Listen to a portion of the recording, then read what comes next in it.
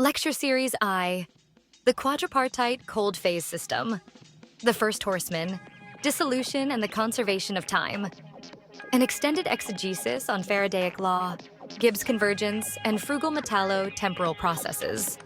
Proem, the patience of atoms. Before one observes metal dissolve, one must understand that dissolution, properly guided, is not destruction. It is translation, a deliberate migration of matter from the visible to the ionic dimension. The act appears instantaneous to the hurried eye, yet under the law of true slow chemistry, the transformation unfolds at speeds approaching stillness.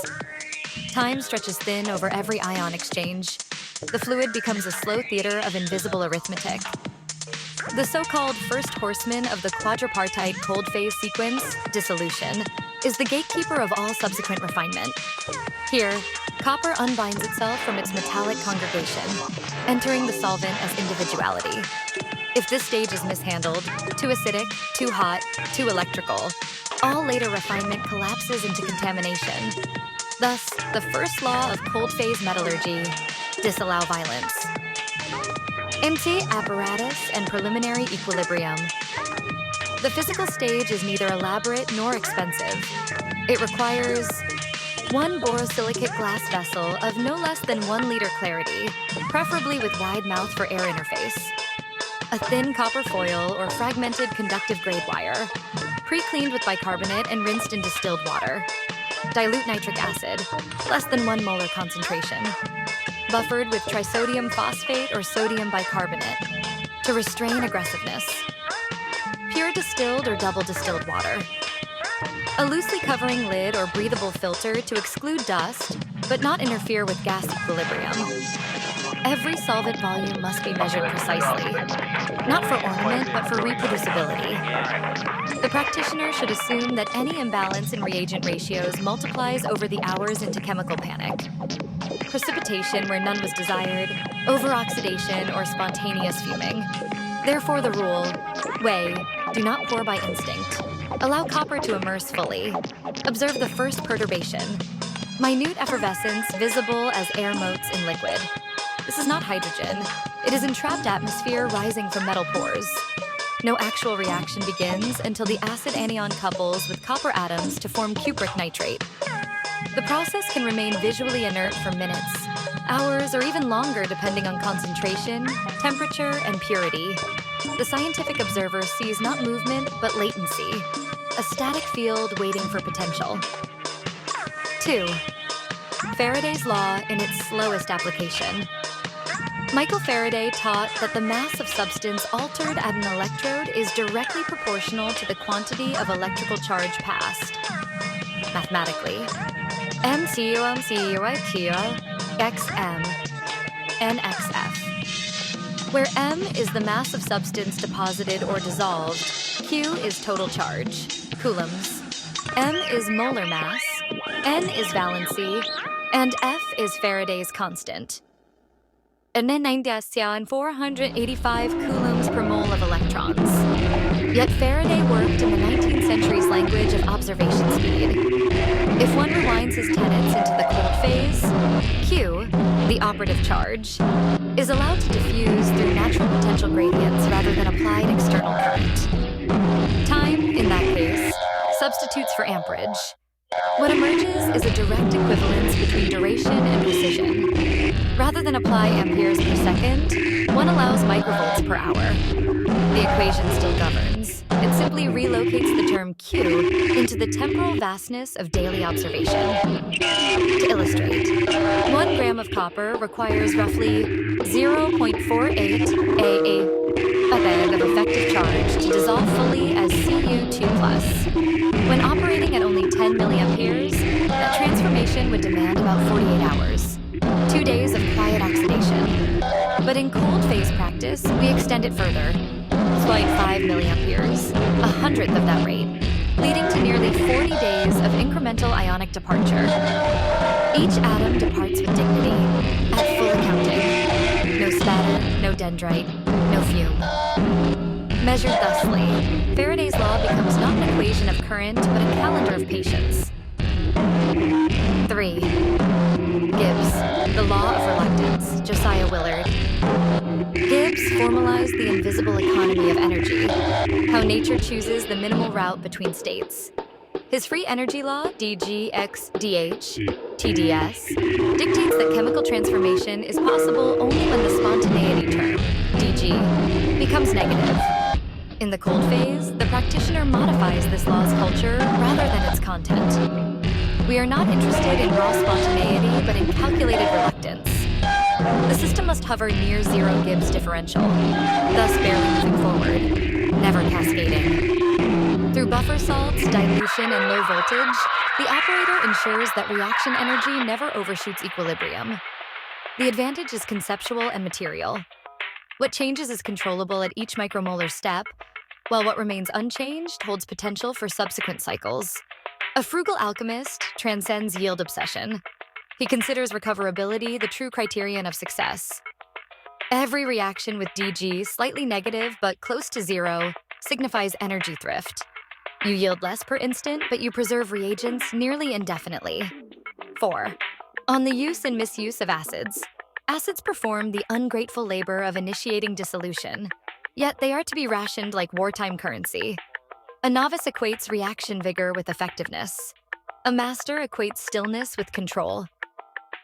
Philosophically, acid is the voice of impatience. Chemically, it provides protons, which allow the oxidation of copper to occur. Empirically, only a fractional molarity is required, less than 0.3 m are nitric in cold phase operations. The presence of phosphate moderates acidity by sequestering excess hydrogen. It forms mild complexes with copper, as Cu3, PO4, 2, which slow down dissolution and protect the metal from irregular pitting. Acid may be prepared once, used repeatedly, replenished by a single milliliter addition per week, so long as nitrate ions remain conductive. Acid is not the consumable agent of the system. It is the cyclical reagent. After each dissolution series, residual liquors are not discarded but aerated. Atmospheric nitrogen oxides reconvert partially to nitrate, restoring the oxidizing capacity.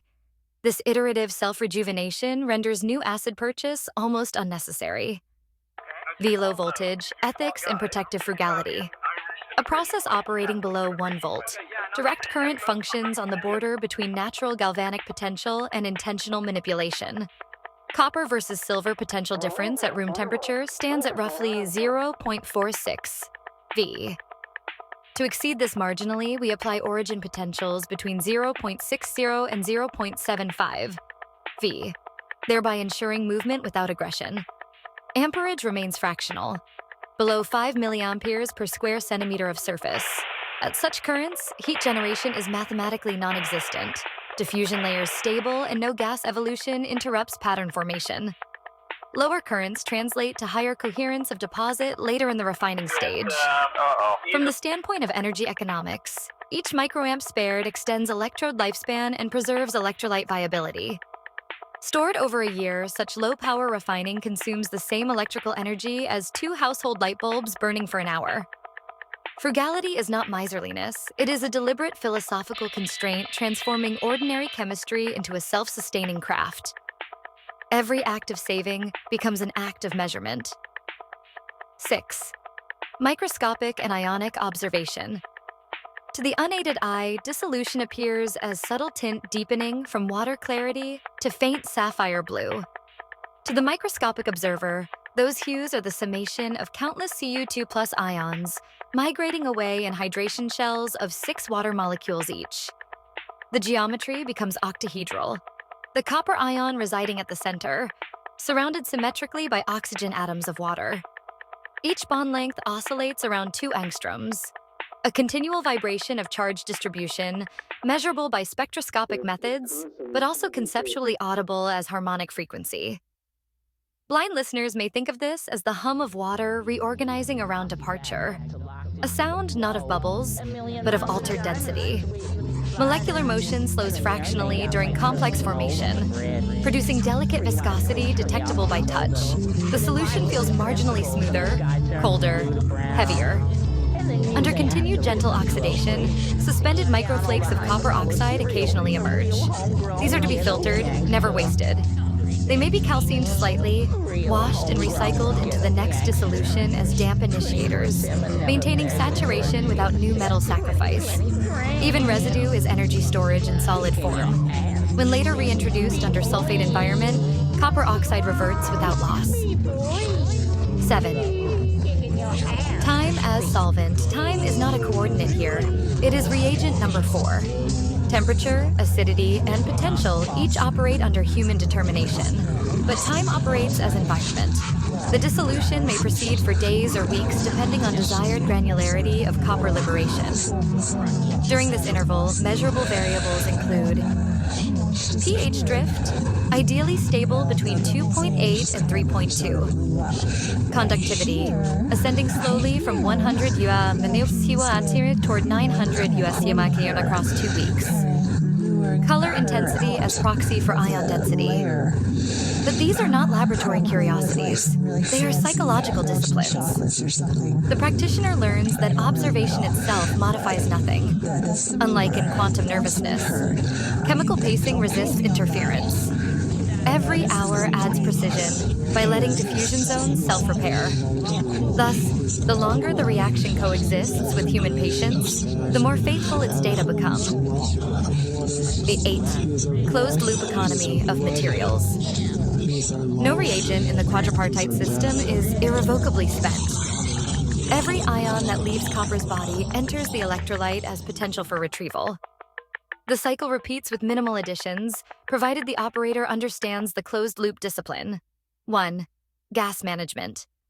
If trace nitrogen dioxide arises from acid oxidation, it can be dissolved in leftover water, forming nitrous acid that converts back to nitrate. Cork nothing. Allow air to breathe regeneration. 2. Liquid reuse. When electrolyte darkens excessively, filter through inert activated carbon. Recuperated liquor withstands 5 to 10 cycles before requiring rebuffering. 3. Copper source. Use scrap or cuttings from outdated cabling or transformer windings. These are structurally pure. Oxide tarnish on surface can be brushed off with vegetable oil emulsion, then rinsed. 4. Containers. Avoid plastics. They leach contaminants and accumulate potential. Glass or glazed ceramic persists cleanly and does not transmit coloration between cycles. 5. Reagent inventory ledger. Maintain written record of all additions down to 10th milliliter. With data practice, reagent replenishment transforms into a solvable differential equation rather than guesswork. Through it, the system sustains indefinitely on a shoestring, scientific parsimony expressed as engineering elegance. 9. Faradaic charity and enzymatic analogy. Though the operation is purely inorganic, its slowness mimics enzymatic pathways in biological systems. Enzymes reduce activation energy not by force but architecture. Their active sites orient reactants. They pre-align bonds for efficient electron passage. In the cold phase dissolution, buffer anions and slow voltage perform analogous architecture. They position atoms at suitable orientation for electron exchange. The enzyme is not a molecule, but a design of field and patience. This analogy underscores a universal symmetry. Nature's preference for pathways of least waste. Whether an organism or oxide, energy economy is the metric of evolution. Thus, Faraday's deterministic numbers and Gibbs's statistical reluctance converge in this philosophy, the smallest possible cause producing the most complete effect. X. Reflexive observations for the attentive listener. For blind practitioners, auditory cues. Faint crackling denotes gas misbehavior. Silence marks success. Tactual cues. Temperature should remain that of the room. Any warmth indicates overreaction. Olfactory cues.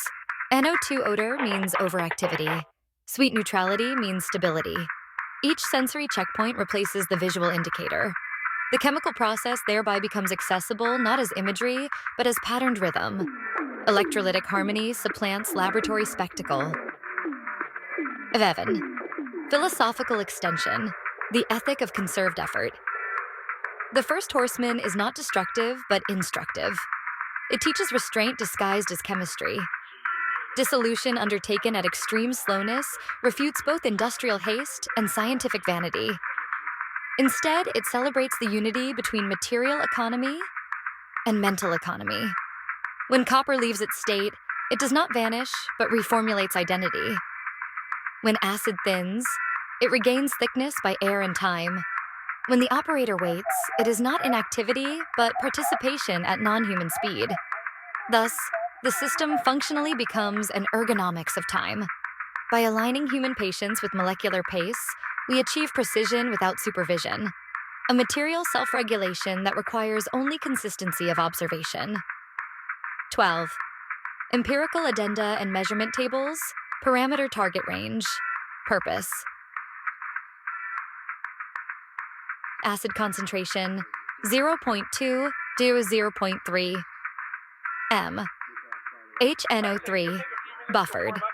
Controlled copper oxidation, voltage potential, 0.6, 0.75.